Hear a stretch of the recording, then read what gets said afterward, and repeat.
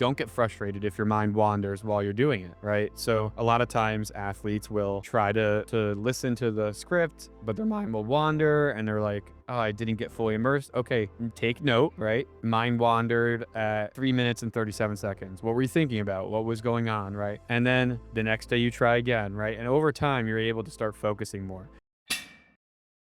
Hi, Tom. It's my pleasure to have you on Evidence Strong Show for the second time. And today we're talking imagery for Olympic weightlifting performance. But before we go into the woods, please briefly introduce yourself. Yeah, definitely. Thanks for having me again. This is one of my favorite topics. I know when I had mentioned it the first time we recorded, we were like, oh, now we have to do a part two because it's a good topic for especially for weightlifters and any athletes. Yeah, I'm Tom Smalley. I'm a certified mental performance consultant. I own my own private practice, struggle into strength performance, helping high performers of all sports be their best when their best is required. And so that's kind of we believe that challenges are the catalyst for growth, and we like to show how that happens. There's a process to that, and it's through a lot of hard work, but mindset really does make a difference in high performance. All right. And today we're covering one of the techniques, imagery. And let's go through some kind of definition so we know what we're talking about. Yeah, totally. A good place to start is that mental imagery gets kind of misconstrued with visualization, right? So visualization,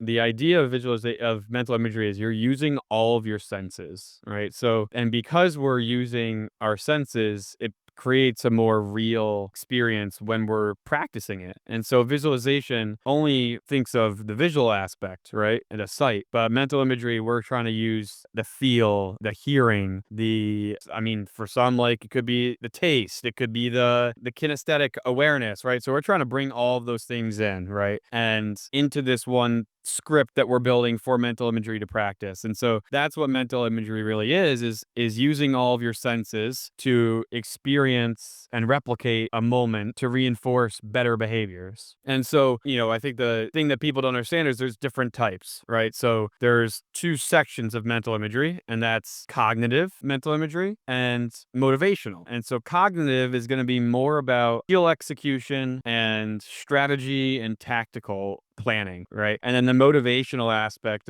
of imagery, that specific subtype is more confidence, resilience based, seeing achievement, seeing you put success together, overcoming obstacles. So both are very beneficial. And I think, especially in weightlifting in this sport, I'd say both are equally beneficial. And when I have a weightlifter make a script, largely there's going to be some cognitive skill execution mental imagery and some motivational parts too. Is there a framework and how to go about it? Because it's easy to say, oh, imagine with all your senses something that is beneficial for your performance. But for the person who has never done it, this is a huge leap to take, a huge gap to bridge. So how should we go about it? Something I really like to emphasize is especially when I start working with a client that I identify maybe would benefit from mental imagery is like, hey, this is not going to be like we create this mental imagery script, you read it, and you're going to be all great and everything's awesome and it's going to work immediately, right? This is just like a snatch or a clean and jerk, right? Or any sort of technique you learn in sport and a skill acquisition. It's a skill that you have to practice and acquire, right? The ability to actually use your senses in an imaginary experience, right? And so a lot of what I do is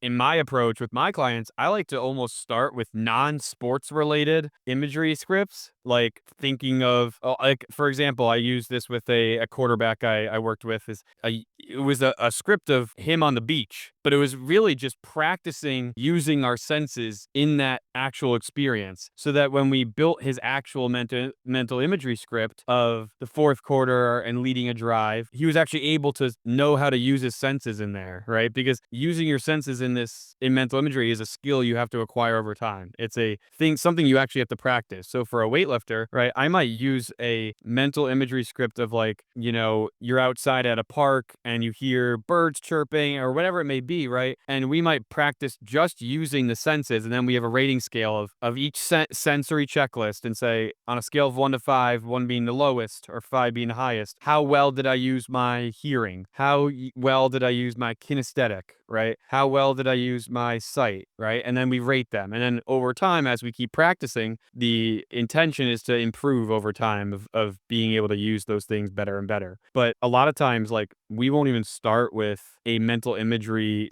experience based in their sport, because if they don't have the skill to apply into that, then they're not going to receive the stimulus that they need from that. All right, so the first step would be to try to recreate some familiar situation where Totally. person is able to use and describe the senses they could experience in this situation. So that step Yeah. was step. Yeah, definitely. So my first step usually is, I like to ask them questions, right? About like, hey, what's something you're trying to work for? So identifying the goal behind the mental imagery first, right? So before you even dive into which experience you want to replicate, it's, hey, what are you working towards? What specific situation or performance would you like to mentally prepare for, right? And then if the example is stepping up to the bar confidently during my first snatch, right? So that's their goal. Then we go to step 2, right? And it's selecting the imagery types, right? Checking the boxes that match the needs of the client, right? Is your script going to be more cognitive based, right? Cognitive specific, meaning skill execution, or cognitive general, meaning strategy and tactics. Usually in weightlifting, we're going to see cognitive specific, right? Skill execution is largely the main portion of the sport, right? Obviously the strength aspect is important too, and the mental aspect, but like skill execution,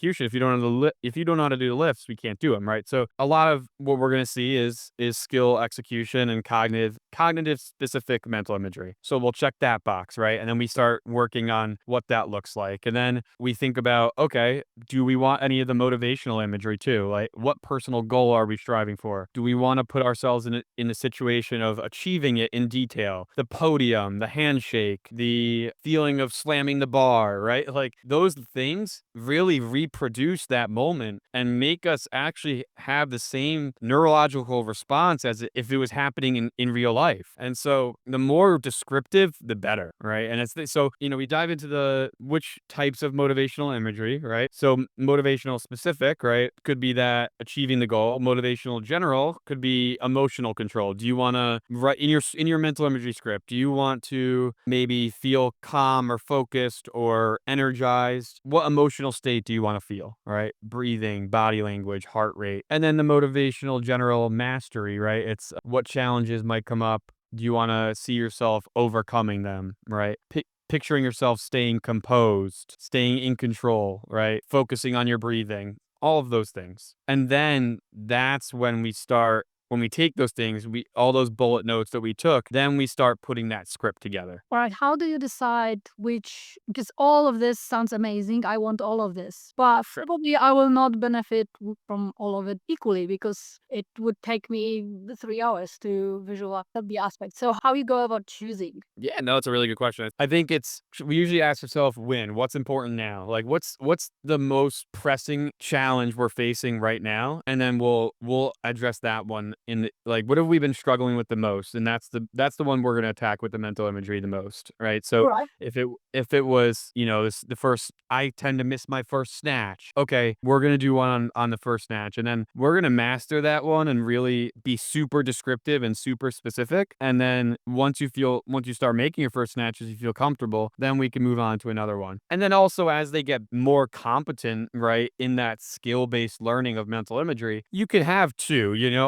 I have some weightlifters that I work with that have one for their first snatch and one for their first clean and jerk, right? And then I have some that just have one for the overall meet day, right? And going into the meet and not actually doing the lifts, right? So that's more like motivational and arousal regulation. So it really differs and depends on what the client's needs are. And that's for myself as the CMPC and the client to decide, right? It's a collaborative approach. What do you feel like you really are missing? But I agree with you that, all of it sounds great, but throwing everything at once is never the answer. I think in any time we're learning any skill, it's segmenting it and learning the process of it is going to be more. They're going to get more out of doing less way better than doing way more and doing it at a less degree, like as less experience level. All right, so we have some kind of structure and framework how to think about imagery. Could we maybe go through the example? Let's say, let's go with the first snatch. imagery. How, just an example, of course, it will not be personal. We don't know why the person struggles Right. at the first snatch, or maybe they don't struggle, but they want to be less nervous for the. Totally.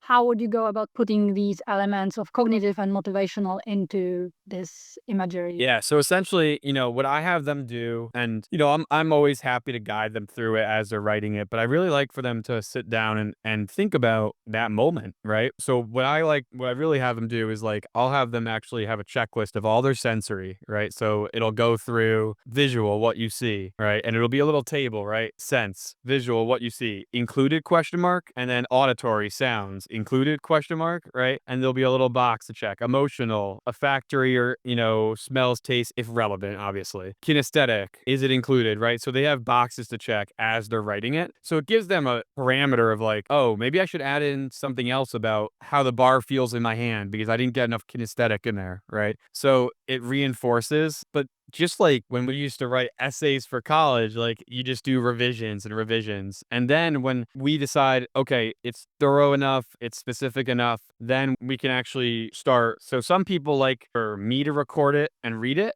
and so they can listen to it. And some athletes like to record it themselves and listen to it. And then some just like to read it beforehand. But essentially, we try to have them write it. And usually, the first time they give it back, it's usually not descriptive enough. And that's the expectation. I really emphasize, like, hey, I want you to go overboard on description, right? I want it to be every detail possible, right? That you feel is important in that moment that you're expressing. So I think it comes with trial and error, and obviously having somebody that's educated and experienced like myself or another CMPC or sports psych, like to really guide you through that kind of stuff. But I think really like I have my athletes set a timer, like, hey, here's 20 minutes. I want you to write down everything that comes to your mind about that moment, and then we'll figure out the details of where to piece them together later, right? But I also, another strategy if an athlete has really bad writer's block for mental imagery is, hey, I want you to write 10 to 15 minutes of the best competition experience you ever had. And I want you to write as much detail as possible. Because if we write the best competition experience we ever had with detail, we're probably going to reinforce the best things possible, right? So that really helps get them, when you can relate it to a past experience that they had, it gets their mind flowing a little bit more. And because it's daunting to just get a piece of paper or a notepad and just start writing about and trying to like understand how you should write it. But if I tell an athlete, hey, tell me about that awesome competition you had and where you thrived and you faced resilience and you overcame challenges, and give me as much detail as possible with these senses, they're usually like, okay, awesome. I get to talk about myself. I get to write about myself and relive this experience. That sounds great. So that is a really good way to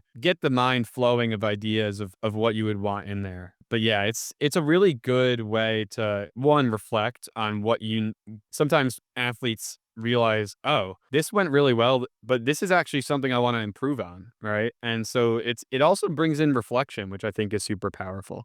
When you choose between cognitive and motivational, is there a balance you have to strike? Is it personal? How do you decide on that? Really depending on the client. I think when they describe their problem, right? Is it a I get the yip, right? And I Clark, or is it a like, so if, for example, I've used mental imagery for athletes that Clark with cleans or snatches, right? They pull it and don't get underneath, right? In that aspect, we understand that, okay, there might be more of a motivational aspect of confidence getting under the bar, right? And it might be more beneficial to do it that way and add more of that in.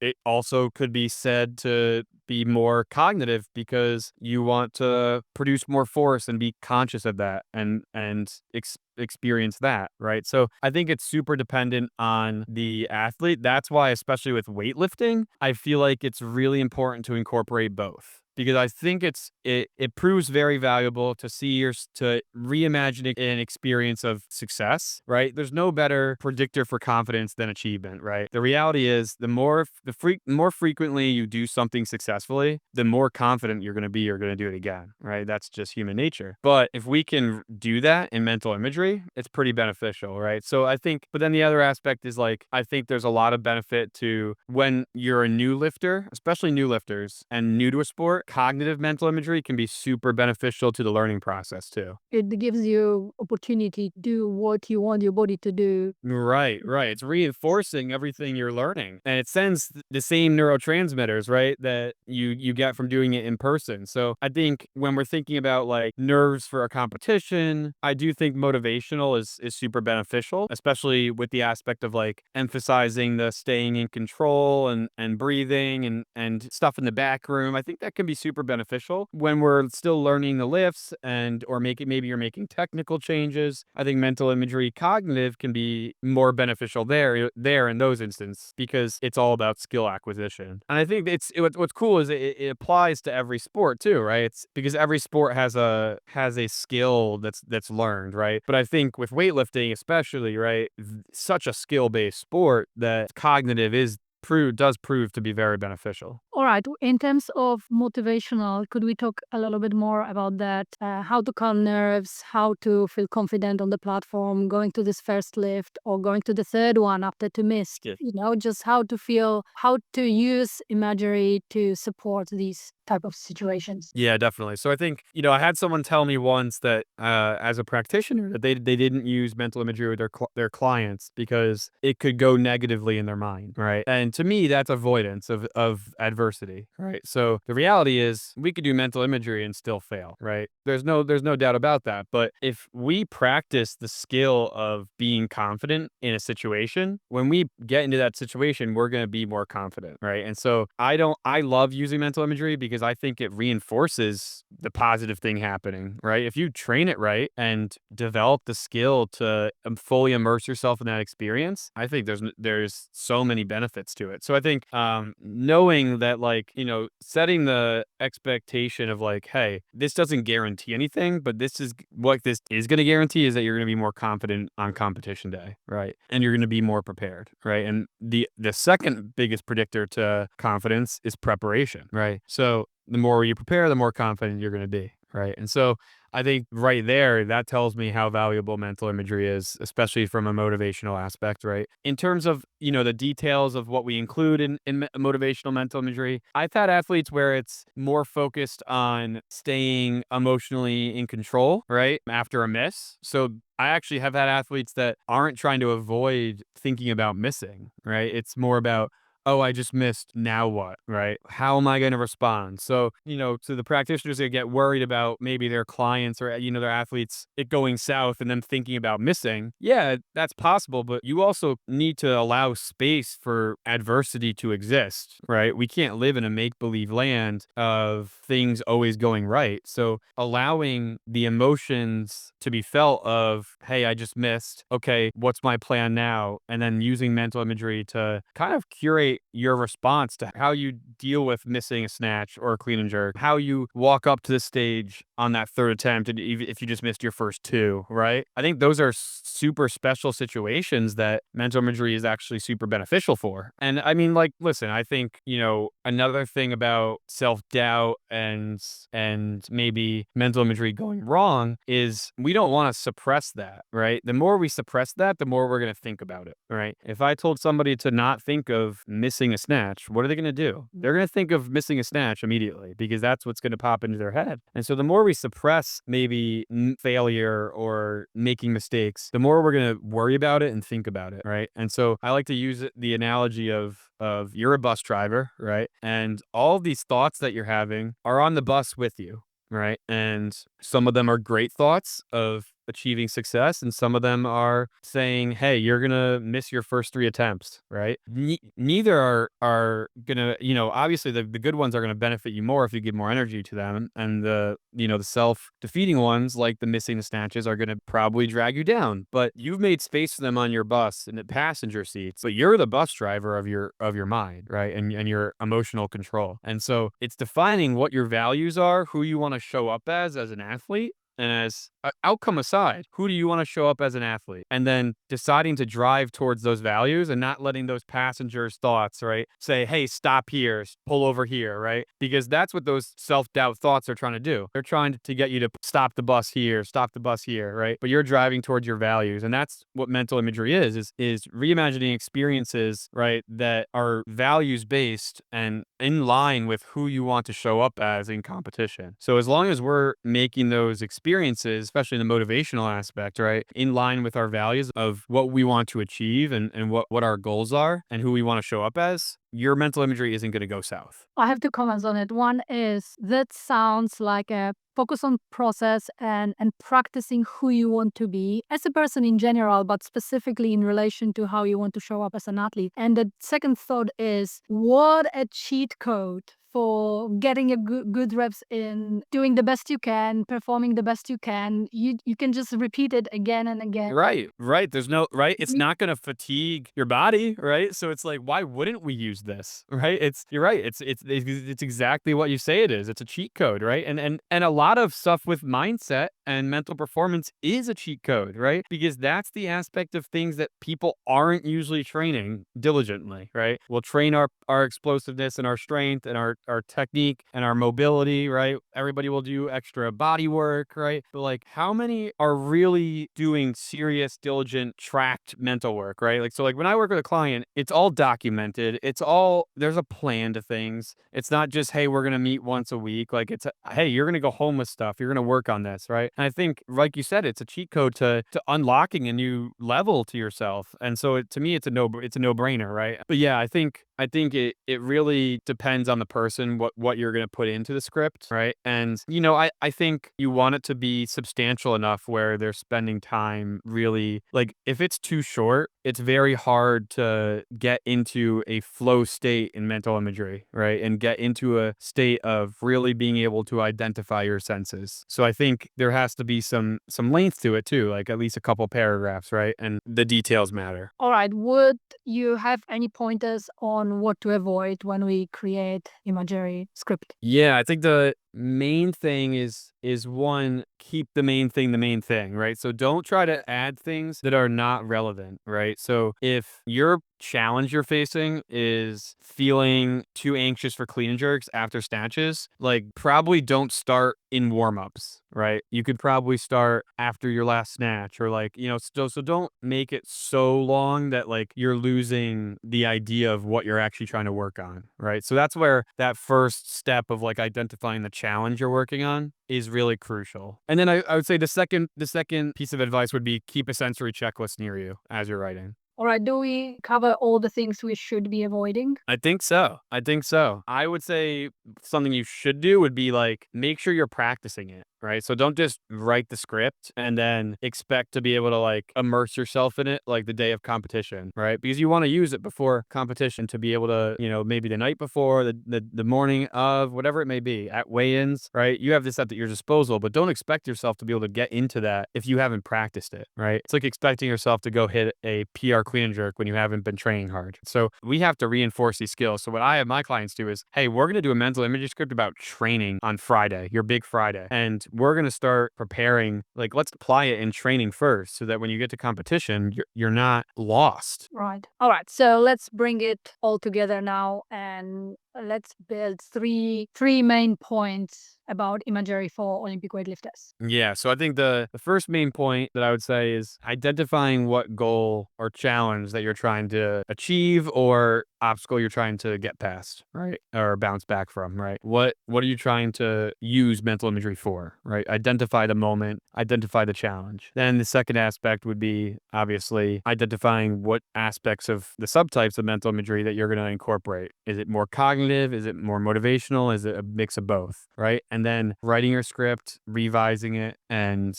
really using that checklist of, oh, I need more hearing, I need more auditory, I need more kinesthetic. So those are the steps, right? And then the second aspect don't get frustrated if your mind wanders while you're doing it, right? So a lot of times athletes will try to listen to the script, but their mind will wander and they're like, oh, I didn't get fully immersed. Okay, take note, right? Mind wandered at 3 minutes and 37 seconds. What were you thinking about? What was going on, right? And then the next day you try again, right? And over time, you're able to start focusing more. Today in society, we have extremely short attention spans. Right. And it's just the reality of it because everything's at our fingertips. Right. And everything is there's a lot of instant gratification. So naturally, our mind is going to wander more. And the younger athletes, their mind wanders more. Right. So learning to this not only does mental imagery reinforce an experience of competition or training or whatever obstacle they're facing and getting past that, but they also are practicing focus. Right. And focus on a moment. So there's multiple benefits. But yeah, don't get frustrated.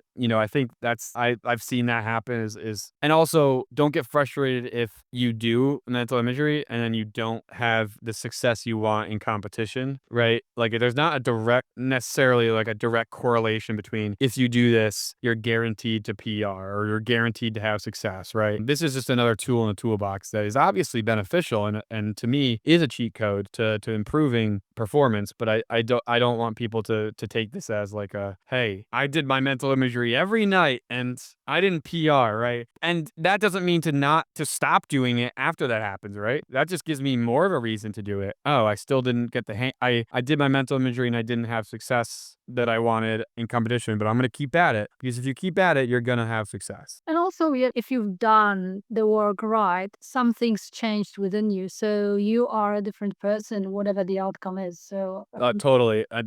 Yes, 100%. I'm glad you said that because I actually had someone ask me, I have a lot of athletes where, necessarily they set a very large goal and I'm all for it. And maybe they don't reach that large goal along the journey, but then that doesn't mean that journey was all for nothing. I mean, look at all the amazing things. I always say, like, look at all the amazing things you accomplished along the way and look at who you became because of that goal you were chasing, right? So it doesn't mean necessarily that it was all for nothing. I think athletes tend to get in that all or nothing mindset. Like, I put in all this work and, I didn't get what I was trying for out of it, so it wasn't worth it, and that couldn't be further from the truth. two short questions to finish. The first one is from your expertise, what would be the one mental skill you could give to all weightlifters if you could? God, that's a great question. I think I think mindfulness would probably be my first. The ability to accept thoughts as thoughts and be able to diffuse them while in training or in competition and be able to control that arousal and